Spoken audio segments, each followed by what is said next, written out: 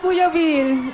Pinauwi na lang po ako ng asawa ko nung nag-audition po kasi sabi ko, usapan po namin, pag hindi ka pumasok, be, sabi ko ganyan, pag hindi ka natatakan, uuwi na lang tayo ng sabay. Tapos, bagmula po sa Las Piñas, siguro po isandang Abaginong Maria, tapos kasama rin po yung ama namin doon. Wala pong tigil yun, wala pong patid. Tapos nung pabalik po kami, sabi ko mananalo na yan talaga, sigurado na. Pero hindi po ako umaasa nang papasok siya sa anin. Bali po sabi ko sa mga anak ko, manalangin ulit tayo na sa anak kong panganay na 8 years old. Sa akin po yun, panganay ko po na babae. Kasi hindi po rin siya Meron ka pinalad. bang unang anak? Hindi po, sa kanya po. Sa Panganay kanya. ko po sa kanya. Tanong ko lang, bading ka, di ba? Yes, sir. Ay, sorry po. Okay Yes, lang. Kuya Will. Okay. Umibig ka sa isang katulad ni... Siya po ang umibig sa akin. Dati po kasi ako nung kontisera nung araw, lagi po yung fans ko po siya, tapos customer ko po yan. Lagi pong gusto magpagupit sa akin kasi gusto niya akong makita, matitigan. Kahit na ma-murder ko rin yung paa niya, sige lang. Bakit? Bakit daw? Malakas daw po yung dating ko, ewan ko po. Malas po ako sa lalaki, kaya sabi ko, hiningi ko po siya sa baklaran. Sabi ko po sa sarili ko na, bigyan niyo naman po ako na magmamahal sa akin. Pero hindi naman po ibig sabihin, babae ibigay sa akin, pero tinuwid lang po yung buhay ko. Parang sinampal po ako na magising po ako kasi gano'n naman po talaga ang buhay natin eh. Minsan nasa ilalim ka, minsan nasa ibabaw ka. Ano ginagawa mo ngayon, Mel? Ngayon po nawalan po ako ng trabaho dahil nga po nilakad ko po nga po yung doon po sa isang may posisyon sa lugar namin na kagalang-galang at karespe-respetong tao na hindi ko sukat akalain na sila pa yung taong maglalabas doon sa kapatid ko kasi may diferensya po sa pag-iisip yun eh. Tapos po yung sa kasawaing palad po dahil tutulungan po na naman uli nila kami ng pamilyang mataas sa lugar namin, namatay na po yung baby, hindi na po namin nakuha sa ospital. Kaya sabi po ng kapatid ko, kung makikita ko raw po kayo at saka yung anak ko, yakapin ko daw po kayo. Pwede pong payakap?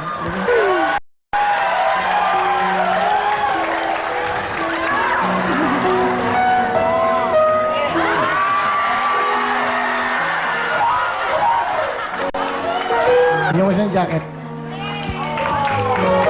Thank you, Kuya Wing. Wow. Naalala ko yung pelikula ng Tito Dolphy. Ang nanay kong nanay. Ninyo Mulak, Philip Salvador, Tito Dolphy. Loli Villanueva. Ang ganda. Ang tatay ko, Lino Broca yun.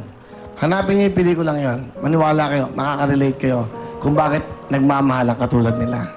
Galing. Ano gusto mo sabihin sa asawa mo?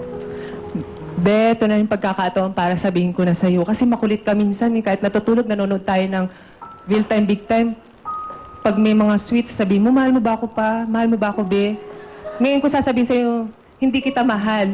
Kundi mahal na mahal na mahal na mahal kita. I love you po. Kasi, iba yung ganda mo, kakaiba.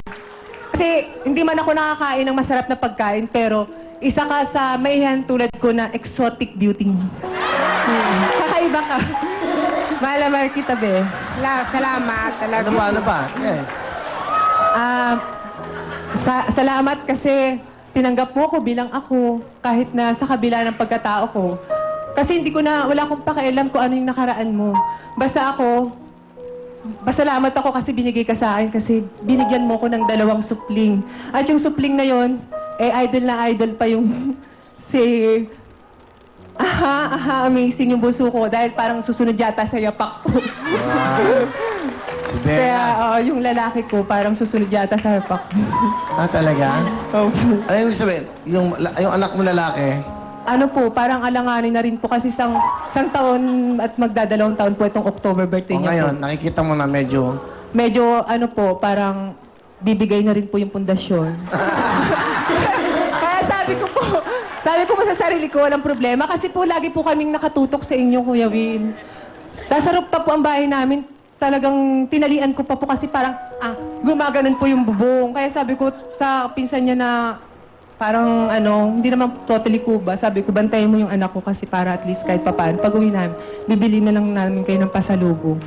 Kaya sabi ko sa sarili ko, makikipagsapalaran kami para ito na yung pagkakataon na maibahagi naman namin yung istorya namin sa buong mundo na hindi man masama na nag-asawa or kung ano ka pa man, basta tinanggap ka ng buong buo. Yun lang. Salamat. Salamat sa iyo, Mel, ha? Salamat din po, Kuya Will. Hindi kita makakalimutan. Ang saya-saya ng gabi ko ngayon. Pinaligaya mo ako, Kuya Will. Natanong ko lang, ikaw ba nagkakagusto pa sa lalaki? Ayan nga po nakalimutan kong sabihin. Kasi minsan, Kuya Will, may temptation talaga. Ang buhay ng tao, hindi naman po ka impokrita or kaplastikan. Pag nasakay kami ng jeep or may nakasulubong ako, lalo na sa isang contestant, di ba, gwapo rin. Kumbaga parang, pag napapatingin ako, alam ng asawa ko, malakas ang pakiramdam yan, Kuya Will. Oh. Sabi niya, umiikot na naman yung mata mo. Kasi pag tinitingnan ko naman siya, kinakabahan din ako. Pero ang temptation kasi Kuya Will, nandiyan dyan eh. Kaya tinutuon ko na lang sa anak kong babae kasi may panganay po ako. Total, nandoon na lang din po ako. Hindi naman po masasabing lalaking-lalaki ako. Mel, natitiis mo ba yon yung temptation? Opo, natitiis ko po. Kaya nga po nakadalawa ako eh. Apat yan. 2 beses nakunan yan. Pagka naiinitan ako, Kuya Will, naliligo na lang ako. Tapos o kaya, tatabi na lang ako sa kanya kasi mukha naman din siyang lalaki.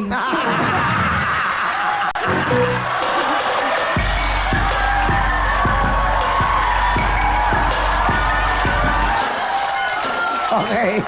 Alright. Ano gusto mo sabihin sa asawa mo? Be, maraming salamat sa lahat ng pagmamahal mo sa akin. Lalong-lalo na sa dalawa nating anak. Tsaka maraming salamat din kahit gabi na, pag tinatawag ka ng customer, pumupunta ka sa customer mo para mag-service. Para sa dalawa nating anak. Maraming salamat sa pagmamahal mo sa amin. Hindi na kita ipagpalit kahit kanino dahil ikaw ang pinakamabait at pinakamasarap magmahal. Lalong-lalo na po sa mga anak ko. At pinakamamahal kong I love you. I love you din. I love you, Be. I love you too. Bebe ko.